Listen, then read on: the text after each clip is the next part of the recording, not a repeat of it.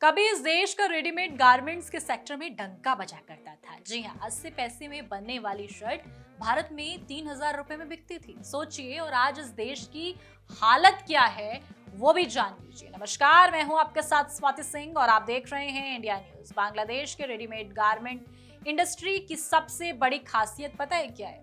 उसकी कम लागत। इसलिए तमाम ब्रांडेड जितने भी ब्रांड्स हैं, सुपर ब्रांड्स के रेडीमेड गारमेंट्स बांग्लादेश में ही बनते थे। इसके बाद वो कपड़े भारत, यूरोप और अमेरिका के बाजारों में बिकते थे।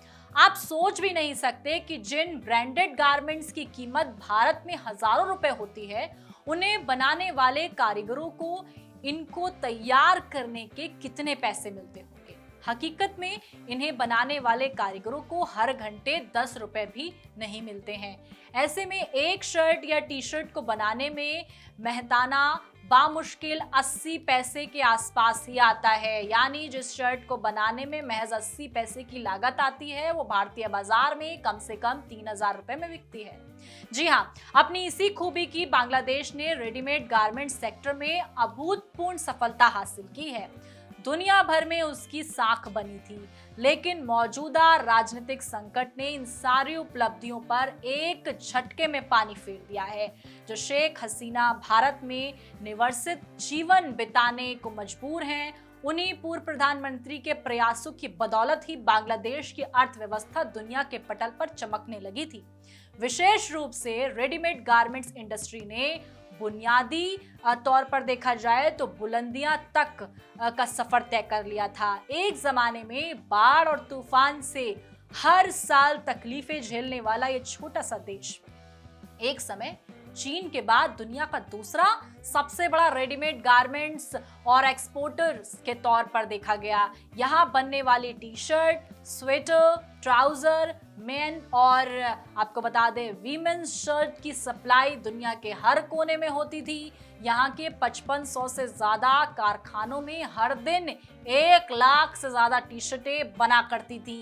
ये कारखाने ढाका, चटगांव और आसपास के इलाकों में स्थित हैं, लेकिन अब वहां हालात बदलने के बाद कारखानों के कामकाज पर भी असर पड़ा है। दुनिया के बड़े ब्रांड्स ने उनसे कन्नी काटना शुरू कर दिया है। दुनिया भर के ज्यादातर बड़े ब्रांड्स अपने गारमेंट्स की आउटसोर्सिंग बांग्लादेश ही करते थे। दरअसल बांग्लादेश में दुनिया का सबसे सस्ता श्रम है।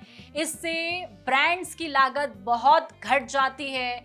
इनके काम में काफी फिनिशिंग भी है। फिर भी विदेश में हजारों रुपए में बिकने वाला इन गारमेंट्स का बनने वाले बांग्लादेशी कारीगरों और श्रमिकों को एक शर्ट बनाने के लिए पूरा 1 रुपया भी नहीं मिल पाता है। अब इस देश के हालात बेहद खराब हैं, लेकिन कहते हैं ना कि एक घाटा दूसरे का फायदा बन जाता है। वहीं बांग्लादेश के मामले में भी ऐसा ही हो रहा है। वहां पर फैली अराजकता भारत की टेक्सटाइल इंडस्ट्री के लिए एक बड़ा अवसर बनती जा रही है। विदेशों से भारतीय गारमेंट इंडस्ट्री के पास लगातार ऑफर आ रहे हैं। आंकड़ों के मुताबिक भारत की टेक्सटाइल इंडस्ट्री 150 अरब डॉलर की है, जबकि बांग्लादेश की इंडस्ट्री साइज में काफी छोटी है। लेकिन भारत का एक्सपोर्ट करीब 40 अरब डॉलर का है, जबकि बांग्लादेश का 45 अरब डॉलर का है। तो आप समझ सकते हैं। ऐसी तमाम जानकारी के लिए हमारे साथ बने रहें और देखते रहें इंडिया न्यूज। धन्यवाद।